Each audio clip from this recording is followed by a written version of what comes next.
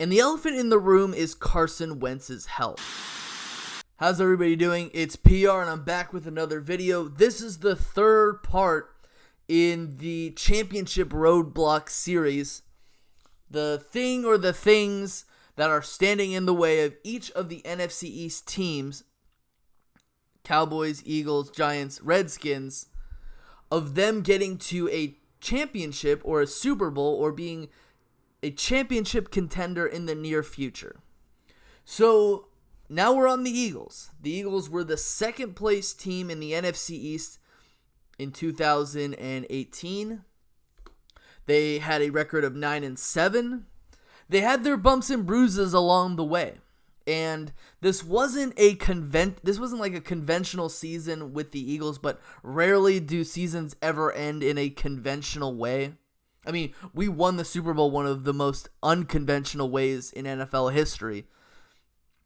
But there are two that I'm going to discuss in this video. Obviously not going to be as juicy as the Giants video, the one about the Giants. But there are two. And I'm going to first of all discuss the elephant in the room. And again, this is going to be completely 100% objective because I'm trying to be objective with all four teams. And the elephant in the room is Carson Wentz's health. Obviously, it's a hot button topic for all of the people who don't like the Eagles or people who don't like Carson Wentz, which there are many far and few in between. Carson Wentz is the Eagles' franchise quarterback right now. About a month ago, the Philadelphia Eagles signed Carson Wentz to a 4-year extension, and they're paying him, I think, something along the lines of $133 million over a 4-year span, which that's a lot of money. It's something like $33 million a year.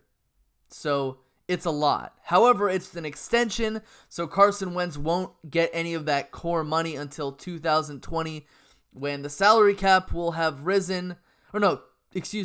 2021 when the salary cap will have risen, and the amount of money that he's going to make is just going to be absolutely pennies compared to what a guy like Patrick Mahomes is going to get, or a guy like Baker Mayfield is going to get, or a guy like Jared Goff or Dak Prescott is going to get. So to me, it's a good thing that the Philadelphia Eagles got that deal done rather quickly. Obviously, the biggest knock on Carson Wentz is his health. Carson Wentz can be one of the most talented quarterbacks in the league, and he is one of the most talented quarterbacks in the league. He's a baller. He's a gamer. But his biggest knock is his health.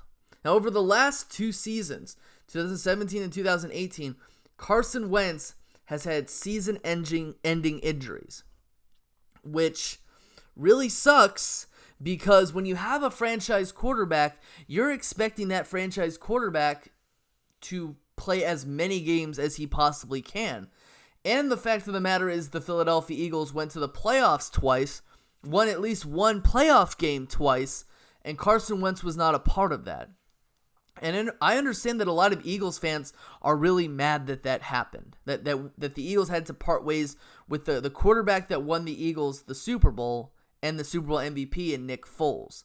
And I'm kind of sour about that too, but I trust both quarterbacks equally. And I personally, even though Nick Foles is my favorite quarterback, I really think it's funny that people say that Carson Wentz can't stay healthy and they should have kept Nick Foles. But the fact of the matter is that Nick Foles has never played through a full season.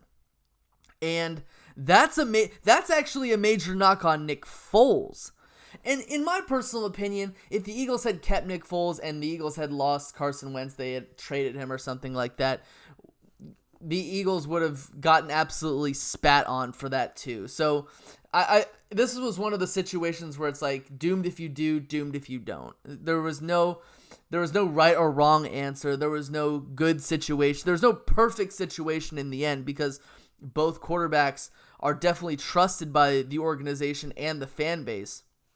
But no, Nick Foles he's never been healthy a full season, which is definitely a common misconception because he's never started a season and ended a season. Every season that he's started, he's either gotten benched or he's gotten injured. So, again, it's really tough for me to say, oh, yeah, Nick Foles, he always stays healthy, which he doesn't. Obviously, the injury bug is the knock on both quarterbacks. But if Carson Wentz can stay healthy throughout the whole season, if he can stay healthy, and that's a big if, then the Philadelphia Eagles can go far.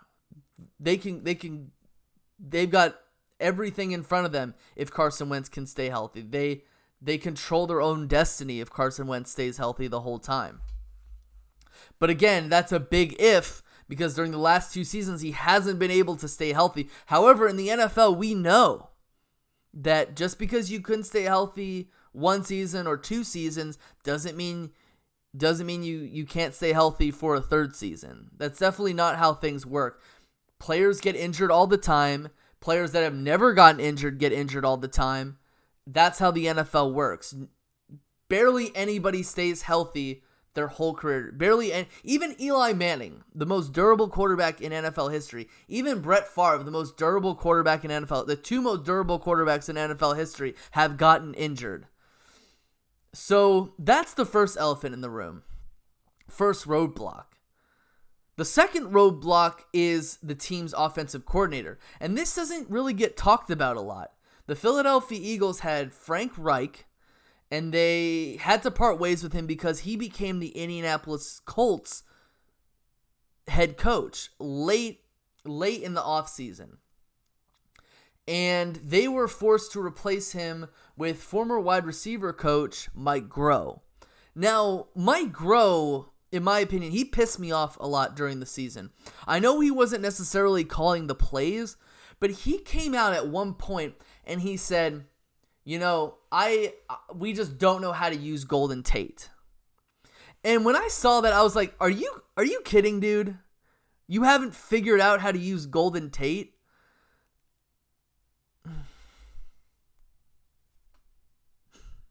Like, Golden Tate is one of the biggest Swiss Army knife players in the NFL. He's very versatile.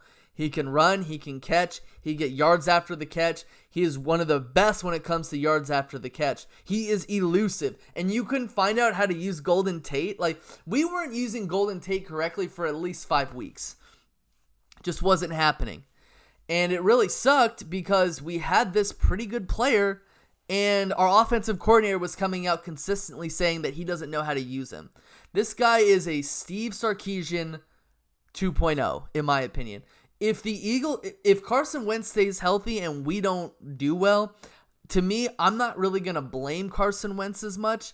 I'm going to blame Mike Groh. Because Mike Groh, to me, hasn't proven that he can be a good offensive coordinator.